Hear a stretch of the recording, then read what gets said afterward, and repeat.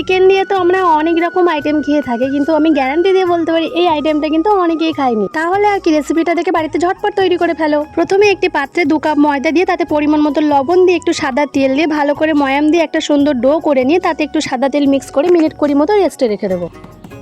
তারপর মাংসের কিছুটা সলিড পিস নিয়ে সেটাকে ভালো করে কিমা বানিয়ে তাতে লবণ, হলুদ গুঁড়ো, ঝালের গুঁড়ো, আদা রসুন বাটা, গোলমরিচ গুঁড়ো আর দিয়ে দিয়েছি গুঁড়ো মশলা। যা যা মশলা এখানে অ্যাড করার আমি এগুলোই অ্যাড করেছি।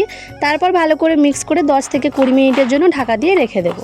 এদিকে একটা বাটিতে ছোট চামচে 4 চামচ মতো ময়দা নিয়ে তাতে কিছুটা গোলমরিচ গুঁড়ো, কিছুটা জল নিয়ে ঠিক এইরকম ঘনত্বের একটা ব্যাটার তৈরি করে নেব। তারপর কড়াই বসিয়ে কড়াইতে তেল দিয়ে গোটা গরম মশলা দিয়ে কুচানো পেঁয়াজ দিয়ে ভালো করে নাড়াচাড়া করে একটু লবণ দিয়ে যাতে একটু তাড়াতাড়ি হেজে যায়।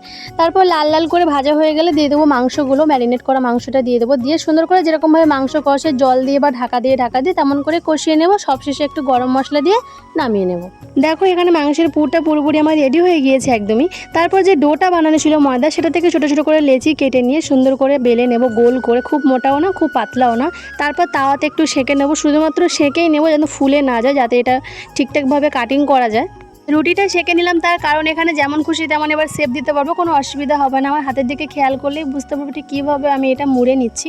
তারপরে ঠিক এইভাবে ধরে নিয়ে যে ব্যাটারটা তৈরি করেছিলাম ময়দা আর গোলমরিচের, সেটা দিয়ে এরকমভাবে আটকে দেবো। জাস্ট দিয়ে চেপে দিলে ওটা একদমই আঠার মতো লেগে যাবে, কোনো অসুবিধা হবে না। তারপর যথারীতি যেটা কাজ, কুলফির মধ্যে যেরকমভাবে আইসক্রিম থেকে যেটাকে আমরা কর্নেটো বলেও থাকি, সেরকমই খাই, সেই রকমই আর কি। মাংসের পুরটা এর উপরে দিয়ে যে ব্যাটারটা তৈরি করা ছিল সেটা শুধুমাত্র হালকা আস্তরণ করে তার উপরে সিমই নিয়েছি আমি। এখানে ম্যাগিও দেওয়া যেতে পারে, তো আমি সিমই নিয়েছি। সিমইটা খেতে টেস্ট হয়েছিল সেই জন্য। তো ম্যাগি দিয়ে আমি করিনি, তো তোমরা করে ট্রাই করতে পারো, খুব খারাপ কিন্তু লাগবে না। সত্যি কথা বলতে এটা বানাতে যতটাই কঠিন দেখাক না কেন, খেতে কিন্তু ততটাই সুস্বাদু। আর ভালো কিছু খেতে গেলে তো অবশ্যই একটু কষ্ট করতেই হবে, তাই না? তো আজকের এই ভিডিওটা কেমন লাগলো অবশ্যই কমেন্ট করে জানাবে। আর ভালো লাগলে একটা শেয়ার করে দিও, কারণ এটা অন্য কিছু ভিডিও না, এটা খাওয়ার ভিডিও, আর আমরা তো খাওয়ার জন্যই বেঁচে আছি।